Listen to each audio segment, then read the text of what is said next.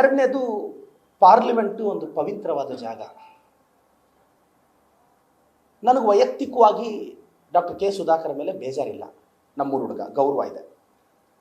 ಆದರೆ ಇಂಥ destructive political ideology ಇರೋ ವ್ಯಕ್ತಿ ಬೈ ಮಿಸ್ಟೇಕ್ ಪಾರ್ಲಿಮೆಂಟ್ಗೆ ಹೋದರೆ ಹೋಗಕ್ಕಂತೂ ಬಿಡಲ್ಲ.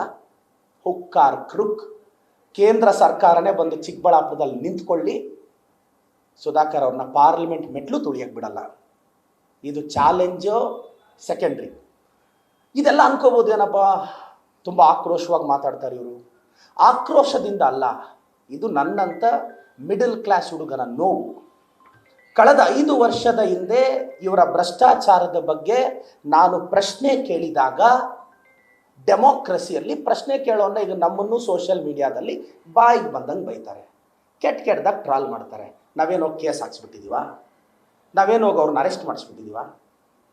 ನಾವು ಇಟ್ಸ್ ಸಾರ್ವಜನಿಕ ಜೀವನಕ್ಕೆ ಬಂದ ಮೇಲೆ ಇದನ್ನೆಲ್ಲ ಅಕ್ಸೆಪ್ಟ್ ಮಾಡಬೇಕು. ನಿಮ್ಮನ್ನು ಹೊಗಳ್ತಾರೆ, ಬೈತಾರೆ, ಕೆಟ್ಟದಾಗ ನಾನು ಯಾರ ಮೇಲೆ, ನನ್ನನ್ನು ಭಾಳಷ್ಟು ಜನ ಕೆಟ್ಟದಾಗ ಬೈತಾರೆ ಸೋಷಿಯಲ್ ಮೀಡಿಯಾದಲ್ಲಿ.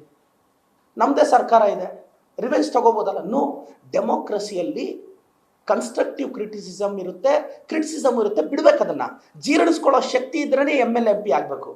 ತಟ್ಕೊಳ್ಳೋ ಶಕ್ತಿ ಇಲ್ಲಾಂದರೆ 4 ಗೋಡೆಗಳ ಮಧ್ಯೆ ತೆಪ್ಪಾಗಿ ಬಿಸ್ನೆಸ್ ಮಾಡ್ಕೊಂಡು ಕೆಲಸಕ್ಕೆ ಹೋಗಿರ್ಬೋದು. ಸುಧಾಕರ್ ಅವ್ರಿಗೆ ಆ ಪೇಷನ್ಸ್ ಇರಲಿಲ್ಲ. ನನ್ನ ಮೇಲೆ 22 ಕೇಸ್ ಹಾಕ್ಸಿದ್ರು, ಅರೆಸ್ಟ್ ಮಾಡಿಸಿದ್ರು, 10,000 ಜನ ಬಂದು ನನ್ನನ್ನು ಬಿಡಿಸ್ಕೊಂಡ್ಬಂದರು 5 ವರ್ಷದ ಹಿಂದೆ.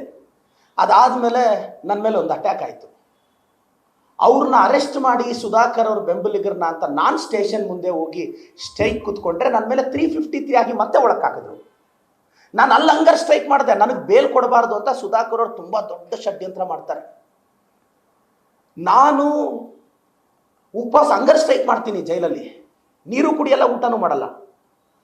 ಆವಾಗ ಪಬ್ಲಿಕ್ ಪ್ರಾಸಿಕ್ಯೂಟರ್ಗೆಲ್ಲ ಜಡ್ಜ್ ಅವರೇ ಹೇಳ್ತಾರೆ, ಆಗ ಜೈಲರ್ ಓಡ್ ಬರ್ತಾರೆ, ಸರ್ ಈ ಹುಡುಗ ನೀರು ಕುಡಿತಿಲ್ಲ, ಊಟ ಮಾಡ್ತಿಲ್ಲ, ಇವನ್ನ ಸತ್ತೋಗ್ಬಿಡ್ತಾನೆ ಅಂತ ಹೇಳಿದಾಗ ಆವಾಗ ಪಬ್ಲಿಕ್ ಬಂದು ಅವ್ರ ಅಬ್ಜೆಕ್ಷನ್ ಹಾಕಿ ನನಗೆ ಬೇಲ್ ಬರುತ್ತೆ. ನನ್ನ ಮನೆ ಹತ್ರ ಒಂದ್ಸಲ ಸುಧಾಕರ್ ಅವ್ರ ಪೊಲೀಸ್ ಅವ್ರನ್ನ ಕರೆಸಿ ಅರೆಸ್ಟ್ ಮಾಡಿಸ್ತಾರೆ.